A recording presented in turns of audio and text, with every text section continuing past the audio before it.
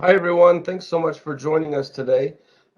Today, let me start with a couple announcements. We just have basically one thing. Um, if anyone out there is interested in giving a presentation for the FSRDC presentation series, please feel free to reach out. I will put my email address in the chat. I'll also be monitoring the Q&A. If you have any questions for Sarah during her presentation, feel free to jot it down in the Q&A window.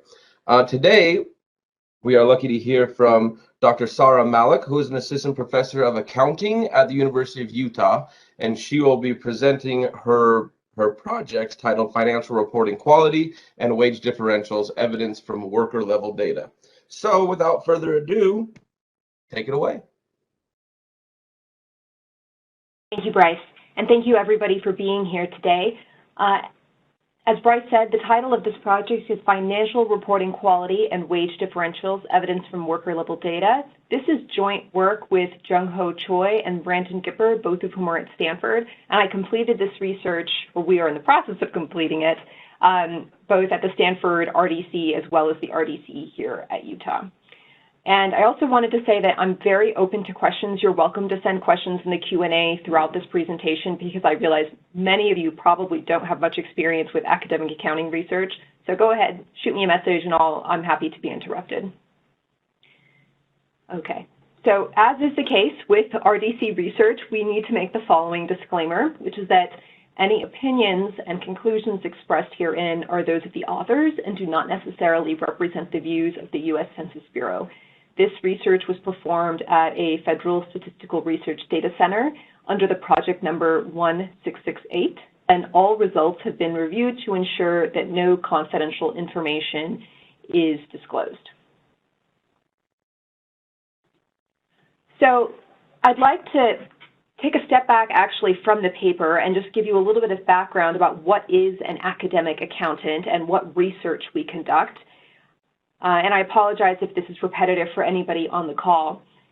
Academic accountants are information economists. We have the same training as a regular old econ PhD, but we are primarily concerned with information about firms. And that is, we're interested in how that information about firms is both produced and how it is disseminated. And as you may have guessed, most of the information that is produced by firms is meant for consumption by investors. So, for example, all publicly listed firms are required to report on a quarterly basis to the SEC information about their financial position, contained specifically in like a balance sheet, an income statement, statement of cash flows. And that information is used by investors to make investment decisions. So what are the core accounting research areas? There are a number of researchers who study how that information about the financial position of the firm is impounded into stock price, how quickly it's impounded, what information gets impounded, what information doesn't get impounded. And there's actually some work done on like behavioral responses to information contained in the financial statements. Separately, there'll be research who study the codification of accounting rules. So the goal of accounting is to basically summarize the underlying economic transactions that take place at a firm, and these researchers ask, okay, have we represented the economic transactions accurately and fairly? Is this reliable?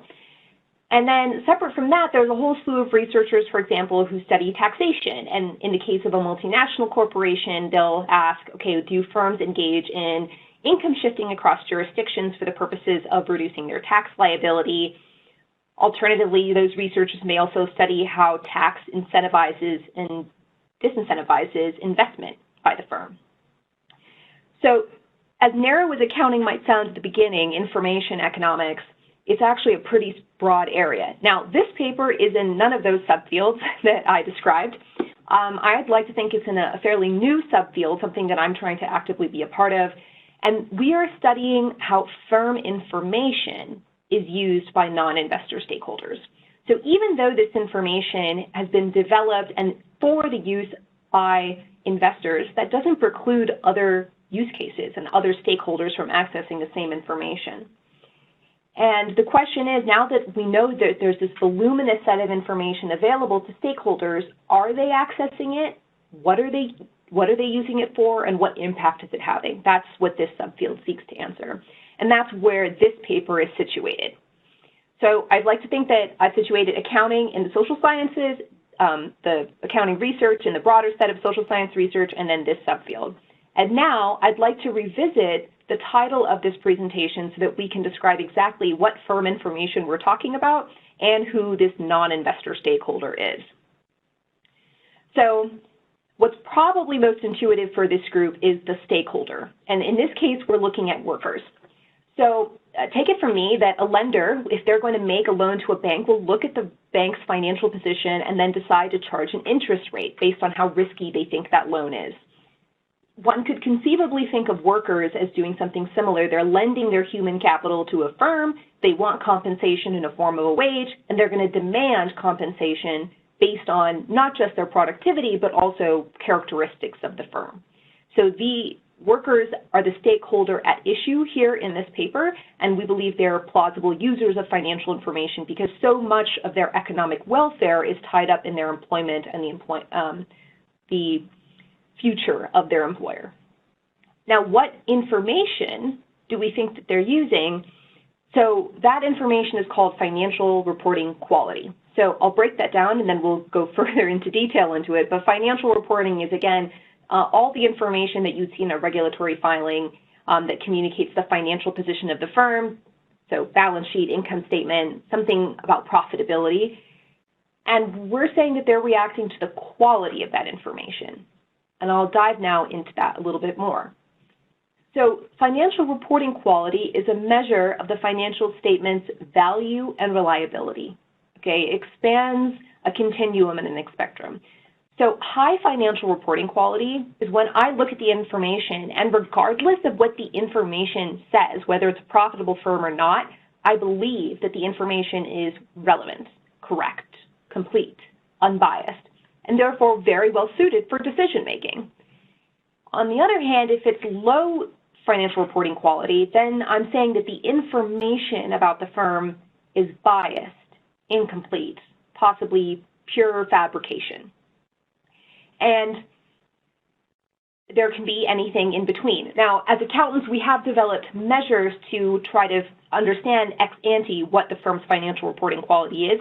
That's like a whole area that I don't want to get too far into, but this is the core thing that we believe workers are reacting to. It's like, when they see the financial position of the firm, they're like, oh, is this really a profitable firm or is it not? I realize that in the abstract, you would be like, okay, all this information is shared with the legal authorities. Of course it's reliable.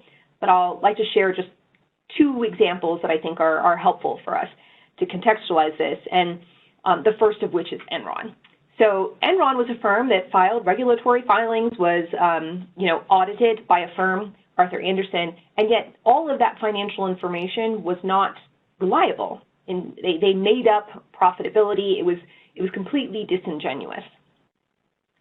And that's an example of where low financial reporting quality can really hurt a firm and all of its stakeholders, investors included. And I wanted to also give you the example of Tesla, not because they've engaged in anything fraudulent, but because I want you to see that investors are acutely sensitive to perceptions of financial reporting quality. So Tesla, for example, hired a chief accounting officer whose responsibility would include preparing financial reports and assuring their quality, and that individual stepped down after just a month at the firm. And the stock price, in reaction to that, closed down 6% because investors were price protecting themselves from, or not price protecting, but they effectively were saying, I have to discount this firm's value to me because I think the information is unreliable. And so that's the way in which financial reporting quality actually exists in today's society.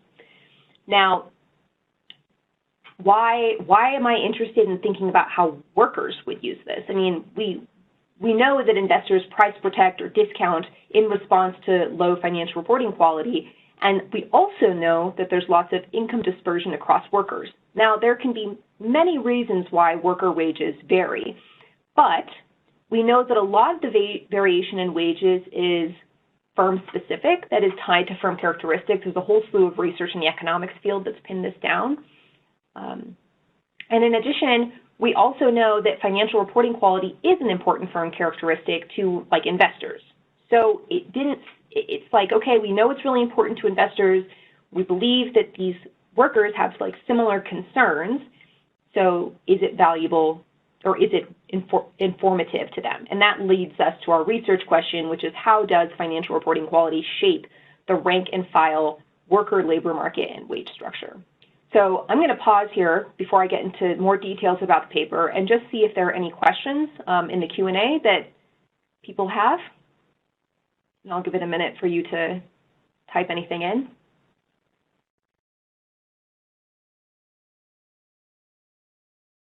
And I do apologize for all the jargon. I am trying to simplify it. So, but if anything is confusing, I mean, please do let me know.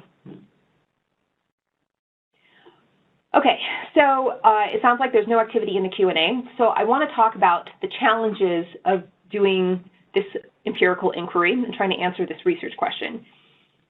So I alluded to this earlier, but we need to be able to distinguish between information quality versus firm performance. And I see the question in the Q&A. I'll get to that in a second.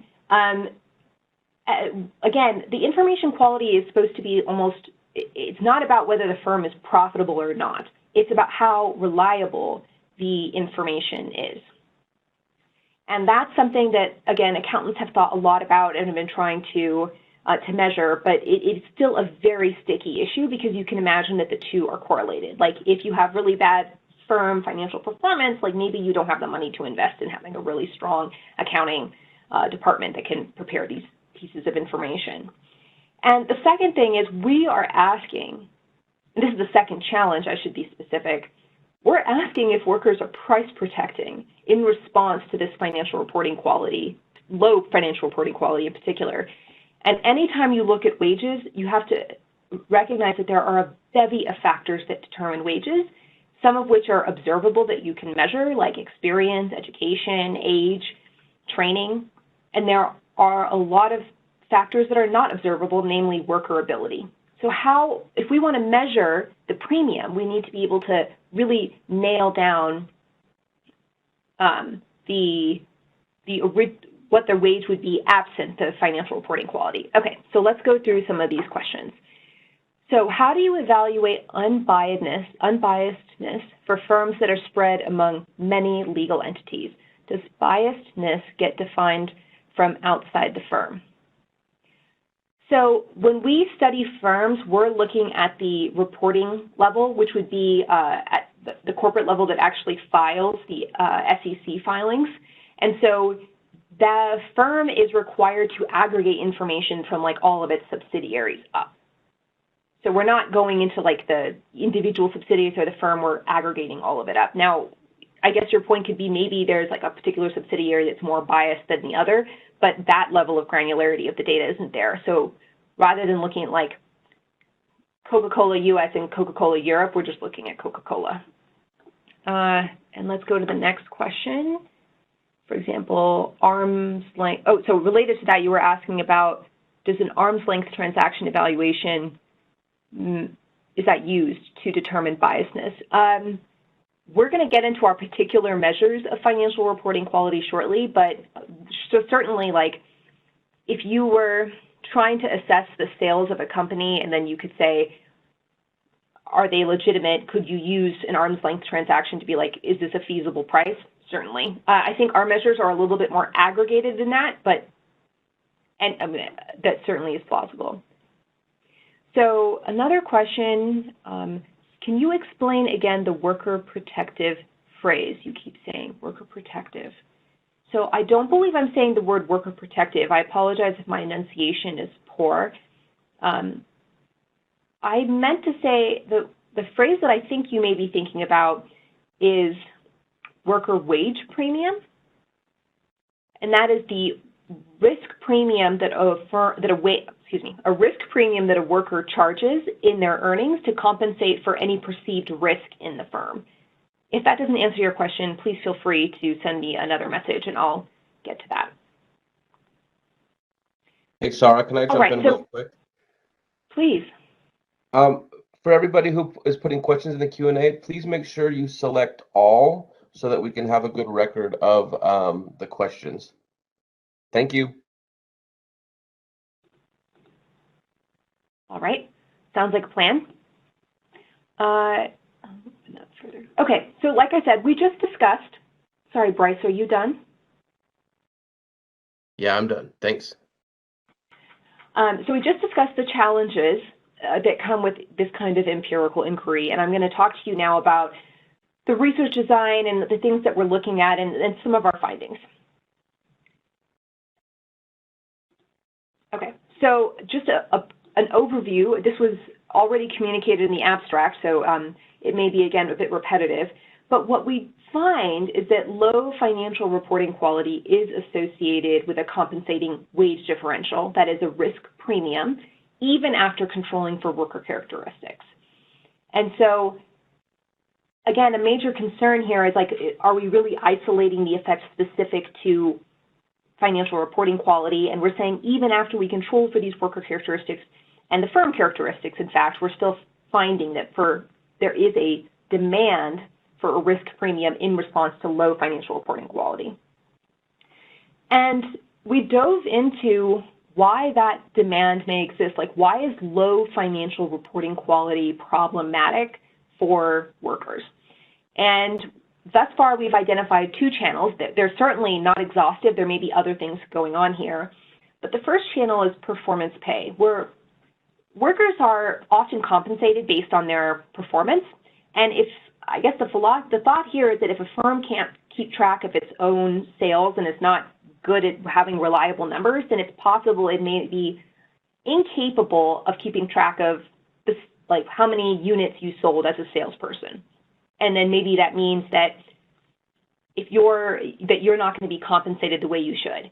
If the financial reporting quality is unreliable and you have an employee bonus that's based on a firm multiple, and now that multiple can be extraordinarily noisy, you may demand a wage increase to protect from that variability. So that's the first channel that we identified. The second channel is something called turnover risk. So the financial reporting quality isn't just used by investors. It's also used by the managers in the firm. They may have an additional set of information, but they're also looking at the same set that they provide to investors. And if that information is unreliable, it may lead them to make investments that are inappropriate, or it may lead them to underinvest. And in response to that, like, eventually that bad decision will have to be unwound. And when it's unwound, perhaps there'll be a layoff. So let's say that you overinvest in a factory in some location thinking that, wow, this is going to be super profitable for the firm. That's what our financial reporting indicates. And then it turns out it's not profitable. Then suddenly all of the individuals you hired to work at that firm would have to be laid off.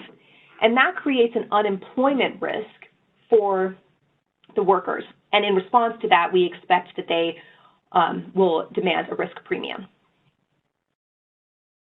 So how do we go about before we even get to the research design, it's helpful to talk about the data. So we are extraordinarily grateful for the access we have at the RDC. We created an employer-employee matched panel using the LEHD dataset merged with CompuStat. So basically, all of our firm characteristics are measured using CompuStat, and that's how, for example, we measure financial reporting quality. And then the LEHD data gave us wages for each worker, and it matches them to their employer. We also use the LBD data, which is establishment level data, that collects information on like hiring and separations, and that was also linked to CompuStat so that we could trace it up to its the main company. And again, I should be clear about this. Obviously, all these analyses are specific to public companies because we are measuring the financial reporting quality of public companies. Private companies are not required to report on a periodic basis their financial performance to the SEC.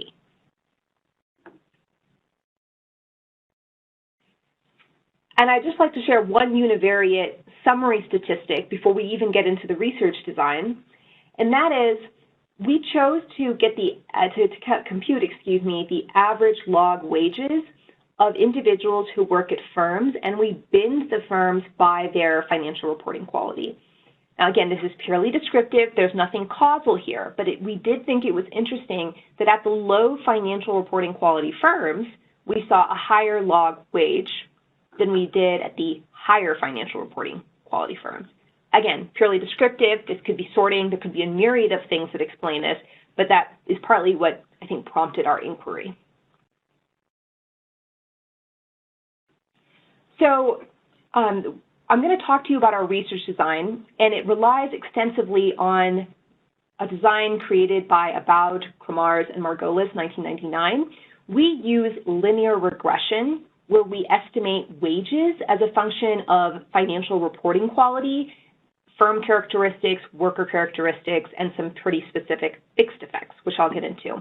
My understanding is that this paper from Aboud et al. Is renowned in the RDC sphere, so I won't go on and on about it, but for those of you who haven't worked with worker level data, I think it's a great resource and has been hugely informative to us. So the main issue when we're trying to estimate like wage premiums in an econometric sense is omitted variable bias, which is where the estimated coefficient, or the effect, I should say, of financial reporting quality may be overestimated, underestimated, because we haven't accounted for all of the other factors that influence wages. So the AKM model addresses this by trying to eliminate all the other factors that could influence wage. And it suggests that you include time-varying worker and firm characteristics. So, for example, that would include a worker's education, their years of experience. It could also include like industry experience or skill level, whatever data you have access to. And then firm characteristics. So wages are possibly a performance of like strict profitability or return on assets. It may be that a firm that is heavily leveraged has a hard time paying high wages. So we include those covariates in the regression to kind of absorb that effect so that the coefficient on the financial reporting quality is as pure as it can be. But the real innovation, I think, of the AKM model is the use of worker and firm fixed effects. So for those of you who don't use the term fixed effects, it's simply a unique identifier for every unique firm and every unique worker. And that indicator or identifier basically absorbs the averages of all of the characteristics that are in the regression formula.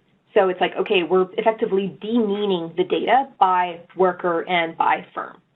And that eliminates also, it also captures, I should say, unobserved time invariant characteristics. In order for this AKM model to work appropriately, you do need to use something called a connected set, which is where you can't, a connected set suggests that you have to have workers switching from one firm to another. So you can't have a static list, a firm cannot have a static list of employees the entire time. You need to see some movement so that you can correctly estimate the fixed effect structure. Again, I'm happy to get into this if this is at all interesting to people, but I can also appreciate that it's maybe not that exciting. But I will emphasize one more time that the AKM model is what gives us a lot of confidence that the coefficient that we measure on financial reporting quality, that is the response to financial reporting quality, represents what we think it represents. It's not perfect. Nothing will be perfect in this setting, but it's a hell of a lot better than it would be without it. So these are our main results. We measure financial reporting quality in a number of ways, including something called abnormal accruals. And I don't want to get too far into the details of this, unless, again, it's of interest to the group. But basically, you can think of abnormal accruals as like unexplained variation in the financial reports based on an expectation that's derived from, the industry, the existing profitability, the cash flows. There are a number of ways to measure it. And so it's like the unexplained residual component. And what we find is that as abnormal accruals increase, that is, as financial reporting quality gets worse, we see that there is a wage premium demanded by workers. Now, what we have in the second row here are a list of fixed effects. And these fixed effects are what I described earlier in the previous slide, but we also include other fixed effects like county to account for local economic conditions. We interact the fixed effects so that we can get even more, capture even more localized variation, is how I would describe it. And what's really impressive about the AKM model is that you can include all these fixed effects, and we see that the result is still there. It's attenuated as you add these fixed effect structures, but we still find a positive response, or a wage premium, I should say, in response to low financial reporting quality.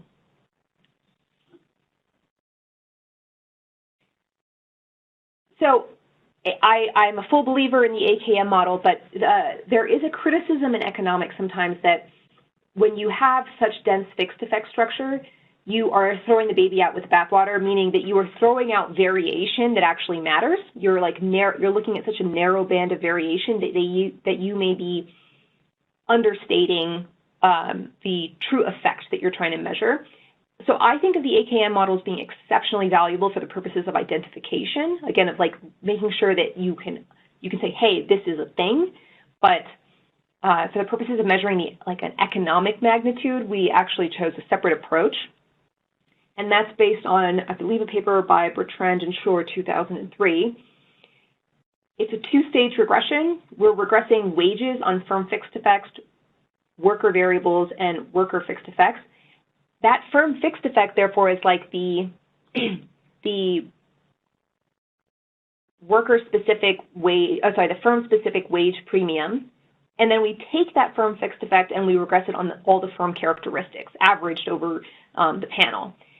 And what we find is that using this more generalized approach, we still find that abnormal accruals, that is poor financial reporting quality, has a relation with wages. That is, as financial reporting quality goes down, wages goes up. And I wanted to translate this. I mean, okay, great, I found a result. I mean, I think the real question is, what is the economic magnitude here, and is this significant? So a 1 standard deviation decline in financial reporting quality translates to a 2.2% increase in annual wages for the typical worker. 2.2% is not a trivial number. And more importantly, if you think about the average firm, the labor cost associated with a standard deviation decline in financial reporting quality could be on the order of like $3 million, which is also approximately the cost that it takes to be audited. So this represents a real price to the firm, is ultimately what we're trying to communicate. All right, so I said before that there were two, actually I'm going to pause right now. Were there any questions thus far? Things making sense? You can also tell me that things don't make sense, that's fine too. I see there's some. Am I worried about measurement error in wages and payroll? Would that kind of error correlate with financial reporting quality? So that's a really interesting question. So we're saying that would financial reporting quality make perhaps lead to wages not being reported accurately? I think there certainly could be an issue of noise being introduced in that way. I would wonder if it would be biased one way or the other, and that would be the next thing for us to think about.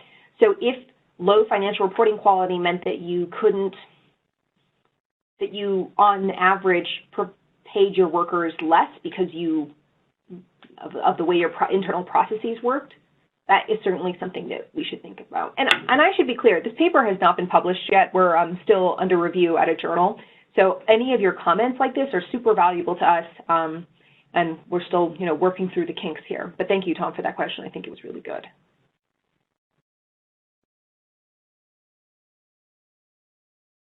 Anything else?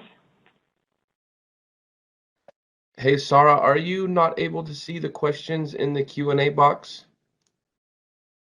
There's about 8 or so in there.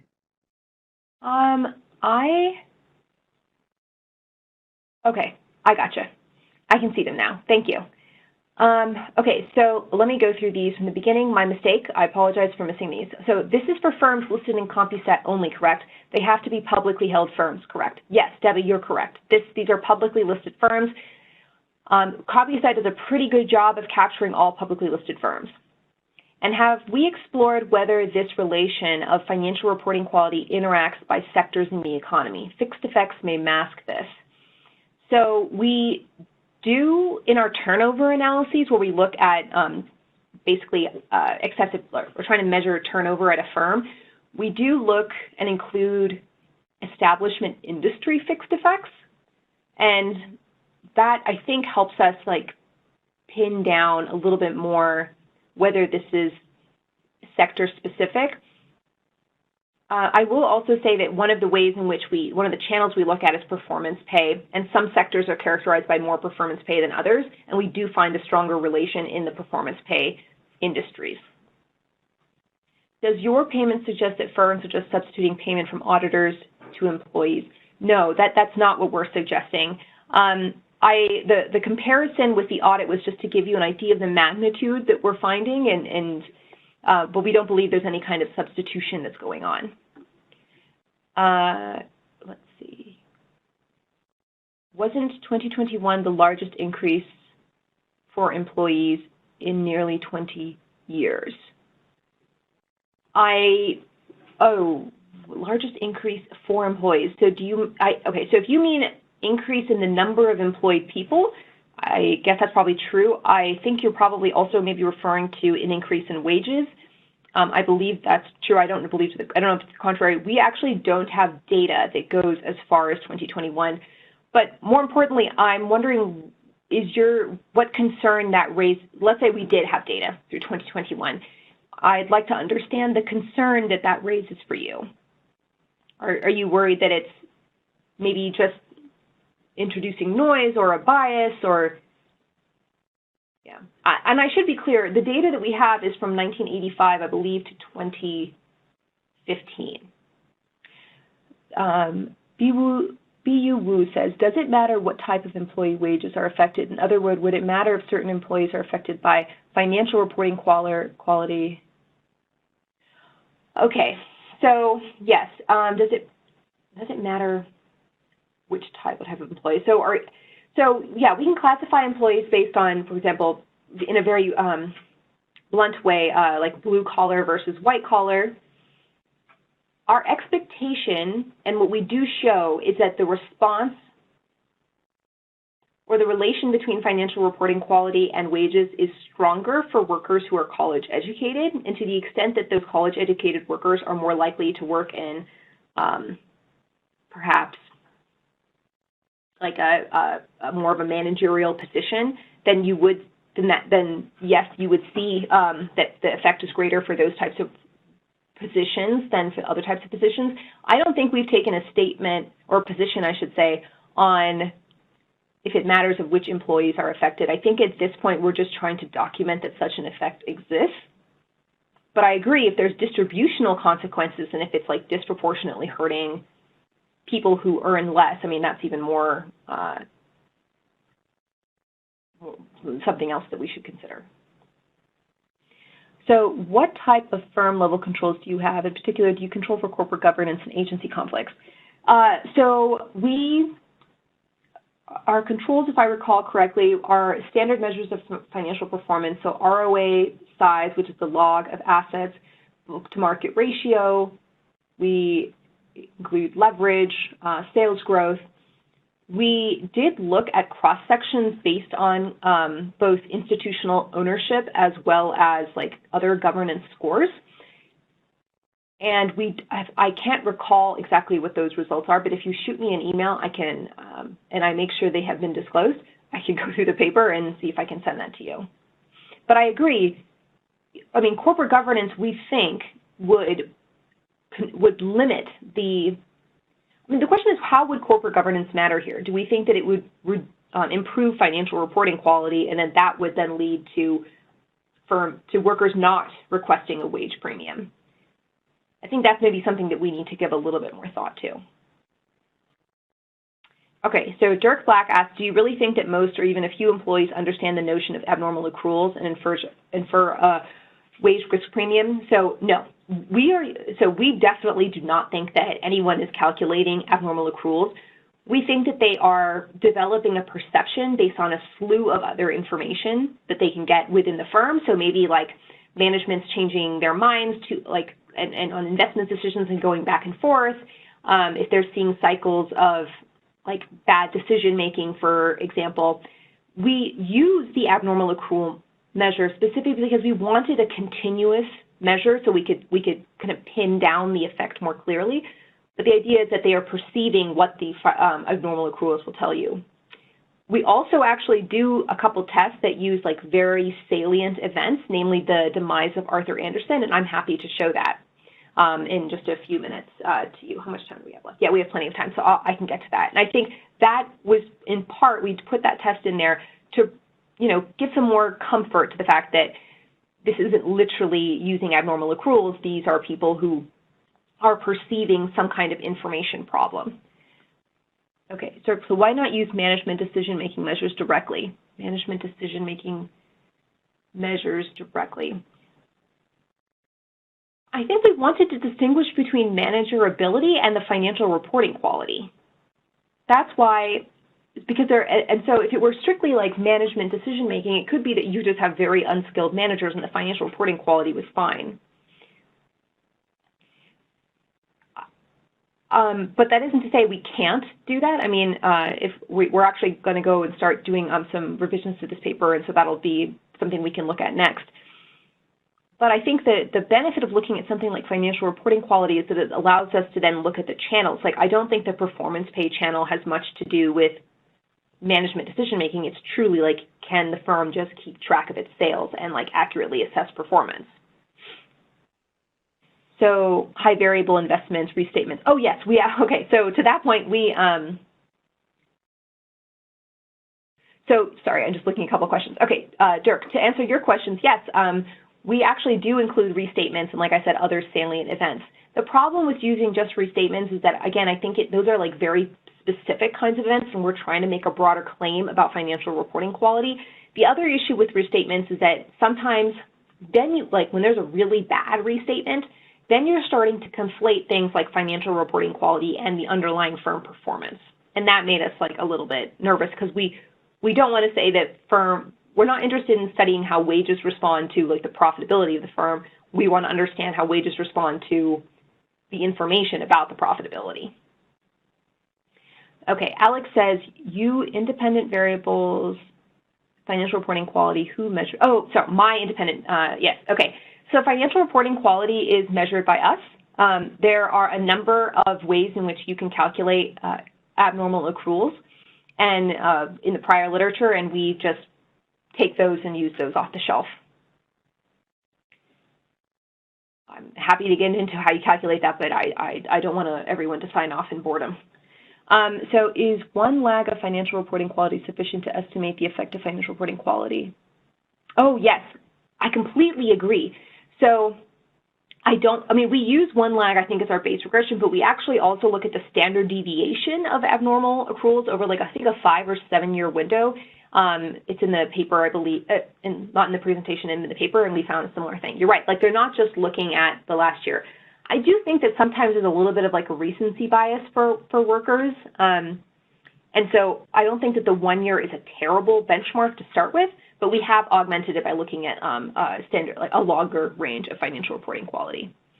Can you do a recap of the dimension of the data, number of observations, summary statistics, also a brief idea of how financial reporting quality is measured? Sure. So let me back up a slide. So we don't sample the entire LDHD sample. We actually only take a 1% sample. That's to allow for improved computation. But we have about 11.7 million workers in our sample. I believe the CompuStat universe of firms is about 3,000 to 4,000 firms. We could expand the sample, but we've chosen to keep it smaller, again, for the purposes of computation. So summary statistics of the workers and firm characteristics and a brief idea of how FRQ is measured. I don't have the summary statistics right in front of me, but our paper is on SSRN, and you are welcome to download that at any time. Okay, so FRQ, the abnormal accrual measure, you can think of, this gets a little bit complicated. We have to talk about what an accrual is, but you can think of like a company is supposed to estimate their expenses like as they go throughout the year, and there is discretion in how they can accrue those expenses. And then we're looking for, we estimate what their expected accruals should be, and then we look at variation between the expected and the actual, and we define that as abnormal. There's a whole literature on that, which again, I'm happy to get into, but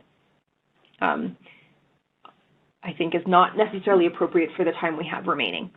So, Randy, if looking at private equity investments in small, closely held, as 5 to 10 owners with EBITDA of 5 to 100 million with a wide wage range, are there any data sources to research this kind of firm other than tax returns? So you're actually just asking about data availability to study that kind of thing. Wage variation. Let me think. I'm not sure that, so the question is, would it be in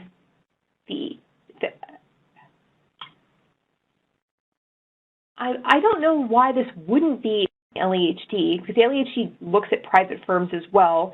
I'm guessing there's some alternative data sources that you could use, but I'd have to think on that. That's a really good question. Sorry, it's a little bit outside my wheelhouse, but if you shoot me an email, I believe that one of my colleagues here at the U does work on a private equity research, and he might have a better idea, so I can try to connect you. So,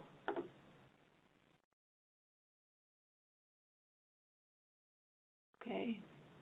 Have you explored whether this relation of FRQ interacts? We answered that question.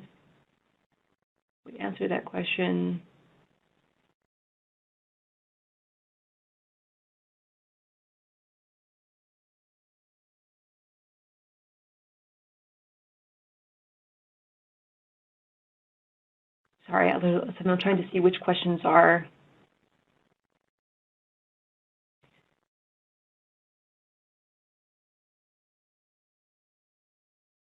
Okay, so so the first question is, are we making a distinction between managers and workers, or are you classifying managers as workers?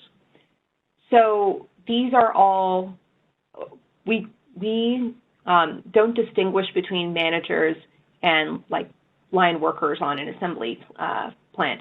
The only way in which we might do that is when we look specifically at college-educated workers to the extent that they're more likely to be managers. Hazmat drivers who contract with the federal government, for example, yes, they would be, well, yes, so long as they're working for a public firm, it doesn't matter in what capacity they're working for a public firm.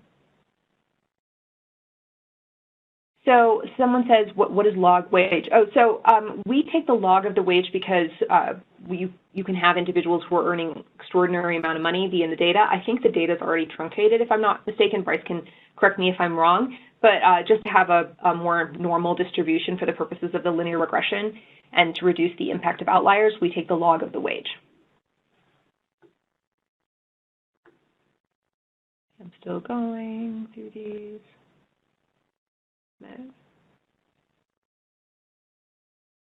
Great.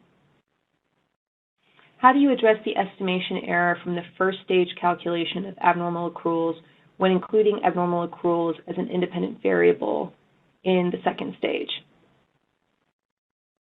Awesome. So,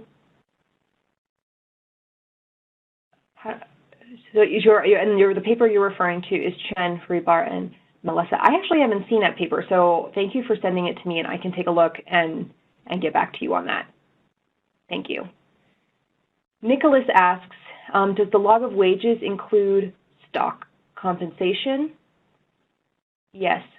Yeah, so my understanding is that because this is data reported to the state's unemployment agencies, that it would include like a stock grant, for example. And does that, and I guess your concern is, would that make the variable noisy? And that's probably true. We actually find that the relation between a financial reporting quality and and wages is stronger with firms that use a lot of stock-based compensation. But we can keep that in mind. Yeah. Let's see. Randy, my email address is at the end of this. I'll just ask you to send me an email if you wouldn't mind, and I'll hopefully get this chat log as well. So Alex said, can you discuss some policy implications at the end for your research? Certainly. So let me see how much time I have left. Okay, I have about 10 minutes. So I'm going to skip ahead, and I'm just going to show you, I think, the Arthur Andersen result, because this is quite interesting to me.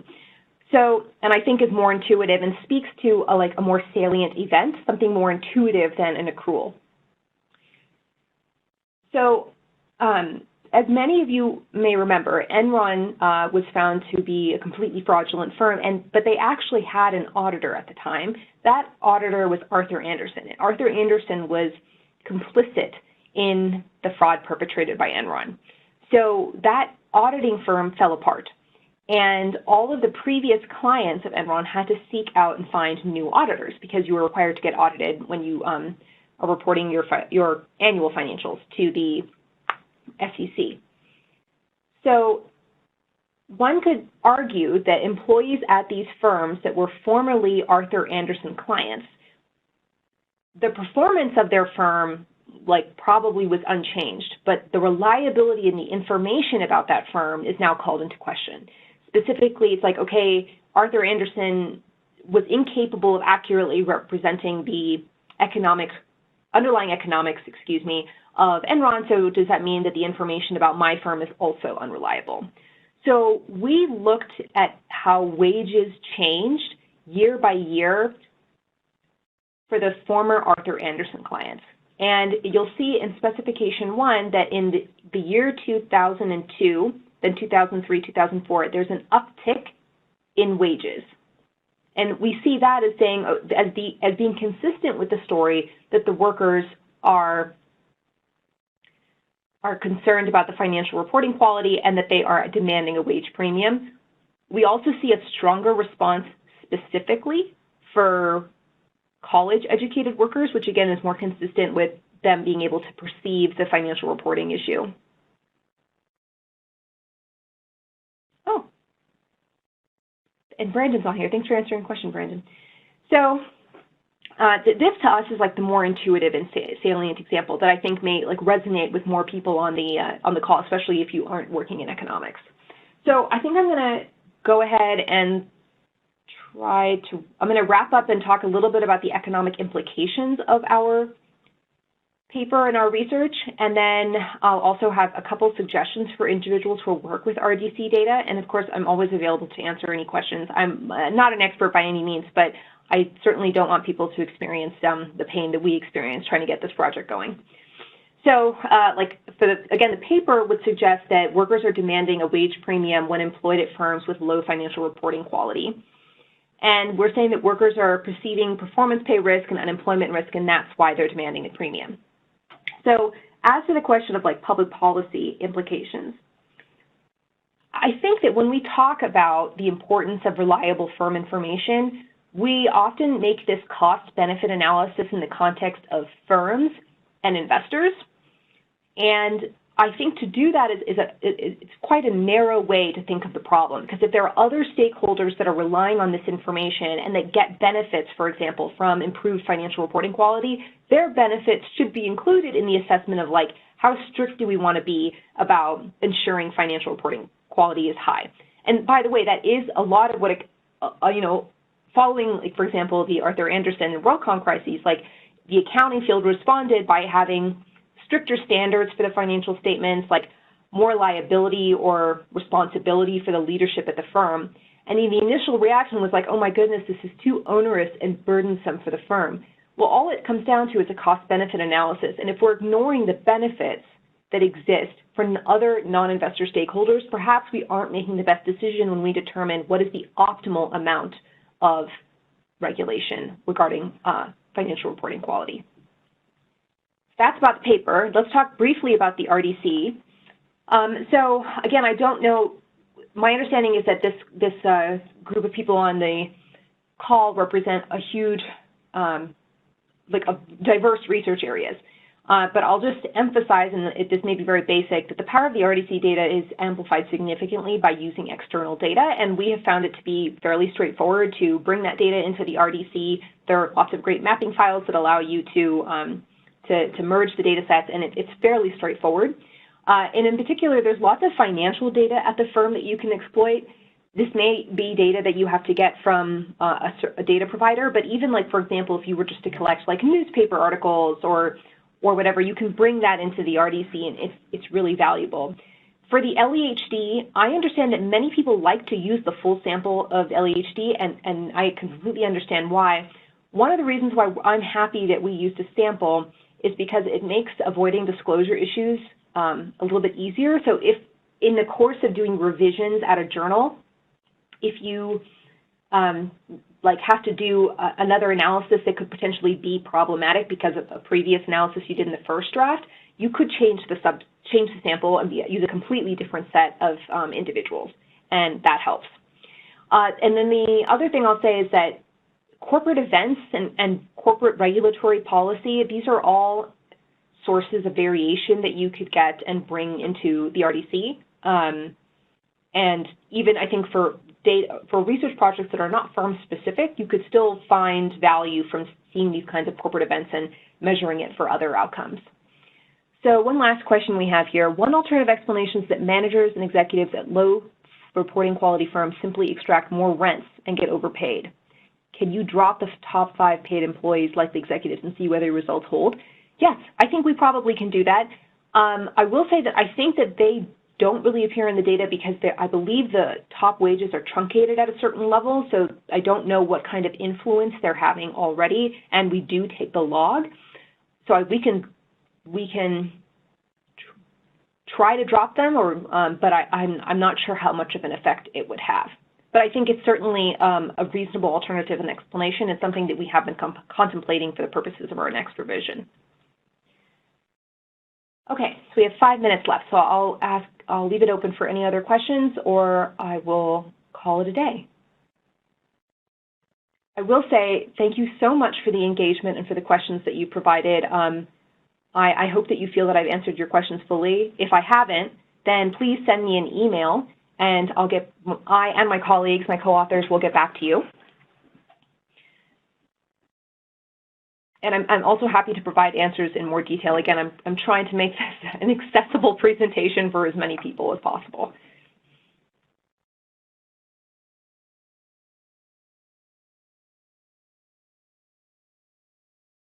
Sarah, thanks so much for your presentation. Yeah, I think just like you said, based on the activity in the Q&A, this is clearly an interesting topic to a lot of people.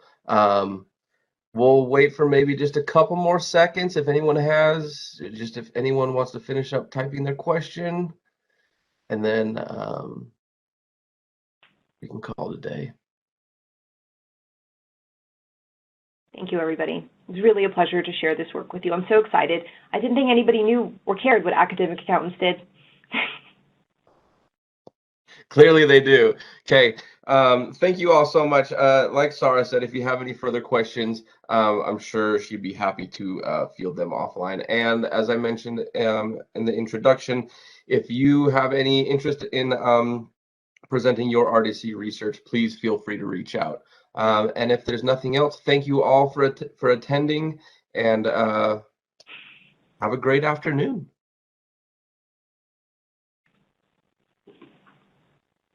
Bye, everybody. That concludes today's conference. Thank you for participating.